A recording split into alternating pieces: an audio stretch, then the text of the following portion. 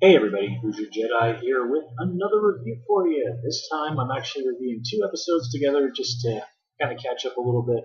I'm talking about the Arrow episodes Checkmate and Kapiushon.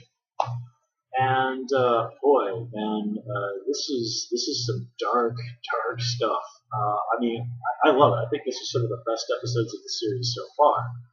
But it's not a happy time for Oliver. So let's kind of get right into it. Um, the thing with Felicity and the Helix folks is continue to get more interesting. I was actually thinking that the Checkmate name was going to be them turning out to be like some sort of prototype version of the organization Checkmate from the comics, but guess not, at least for now.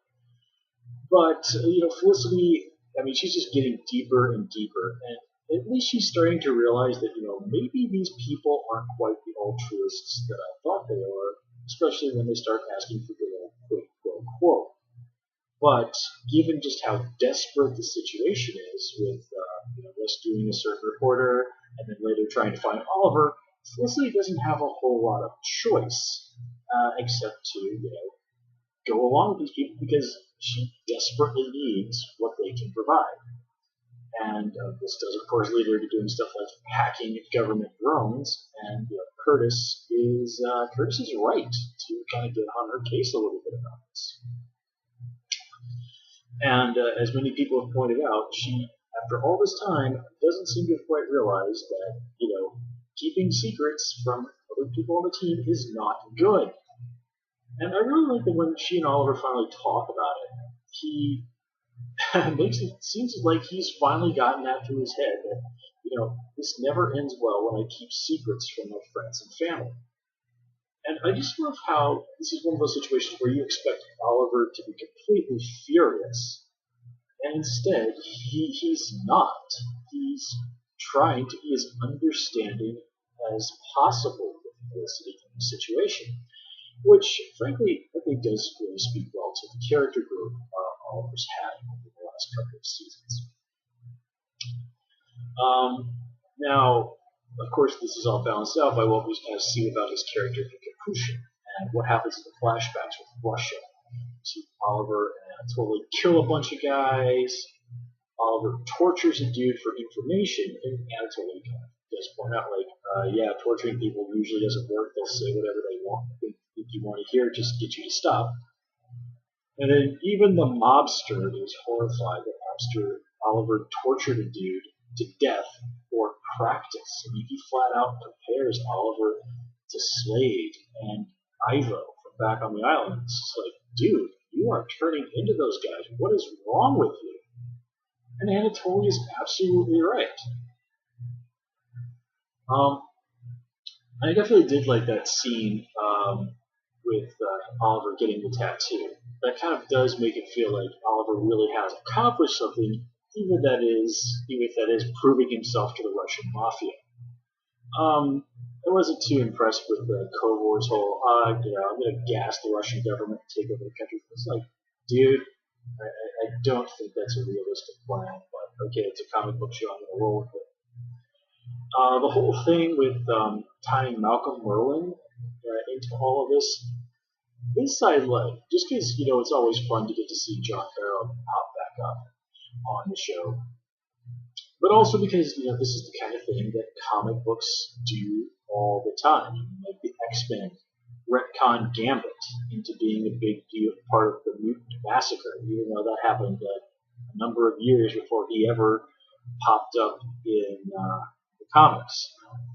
They retcon, Richard and Mary Parker, Peter's parents, into being S.H.I.E.L.D. agents who met Wolverine one time. Everybody meets Wolverine. That's just kind of the way comic books work. But in this situation, I think it's one that's believable. And given that Kovar survives unexpectedly, just the way Malcolm did after the end of season one, obviously that opens up a lot of possibilities because there's still some time left in this season. You don't want to get rid of Dolph Lundgren just yet. Talia turning out to be kind of the person behind Prometheus. That's not to me a huge surprise. I mean, you kind of think that she would have had a little something to say about, like, oh yeah, you killed my dad.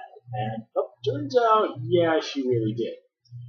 And I like how Oliver doesn't even try and point out, it's like, he did try to kill me. He did more or less kill me first, and he was trying to murder a whole bunch of people. I mean, I think Oliver understands, like, that's just not going to fly with Talia. It's just not.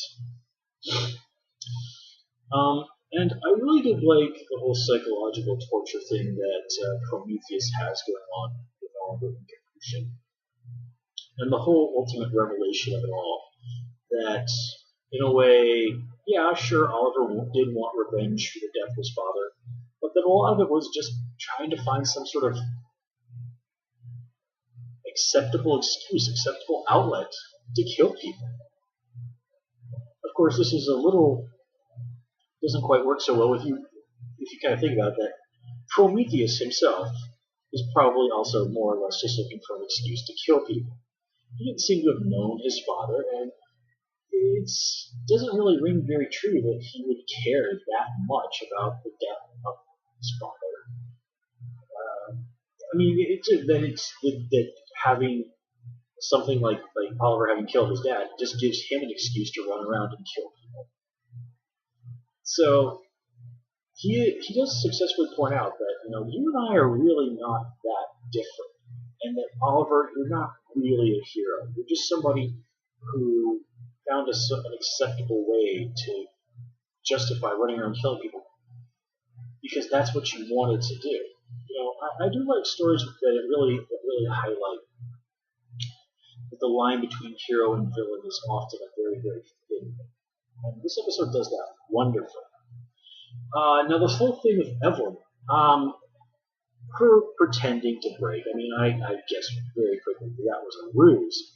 But with Oliver's admission, it's like, yeah, I like killing people. Well, this, in a way, proves that Evelyn was right in kind of a way.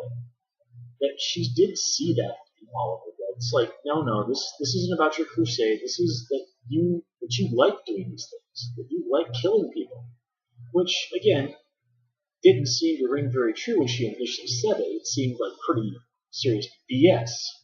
Especially given the stuff that Evelyn herself has done. But now you find out that, well, she wasn't actually that far off the mark. So that was just like an extra layer of pain for Oliver.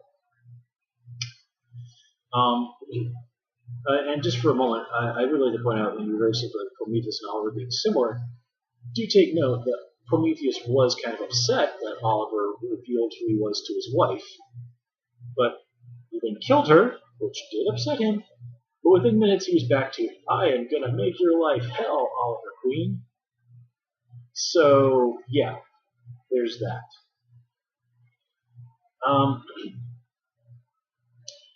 And I also like how Prometheus did keep his word. He was like, okay, you admitted it. I'm going to let you go. I'm going to burn that tattoo off of you just to take away one more thing from you. But I'll let you go. And it's interesting that here, Oliver, physically, yeah, he's in rough shape, but he's certainly been through worse. But mentally, this is probably the lowest we have ever seen Oliver. And this is even worse than when Slade killed his mom. It's bad. And you gotta wonder, well, what's next? And, you have to figure that Talia is just not gonna let it rest at this. She's an Al Ghul, and that's just not how they do things. So I have a feeling that Star City is once again going to be in for a very, very bad time. So where all of this is going to go, at this point it's anybody's guess, but boy, I have a feeling it's going to be really interesting. We've got Prometheus, we've got Talia, and Evelyn is now floating around in the background once again, and she's going to have to be dealt with. I know some people are probably upset about the idea of taking such a popular character as Artemis and turning her into a villain, but again, it's a code name. the Artemis that we've seen on the show so far didn't really bear a whole lot of resemblance to the character that we've seen in the comics. I mean, yes, it's a young teenage female with a bow, but her origin story and all of that doesn't really work too well with this version of the character. So I have a feeling they might do a more proper Artemis at some point later on. And it certainly wouldn't be the first time that a character has taken up a mantle of somebody who was previously villainous and turned it into kind of a heroic thing. But we'll have to wait and see. So, guys, with that said, I do apologize for getting so behind on this. This month has been exceptionally crazy at my job.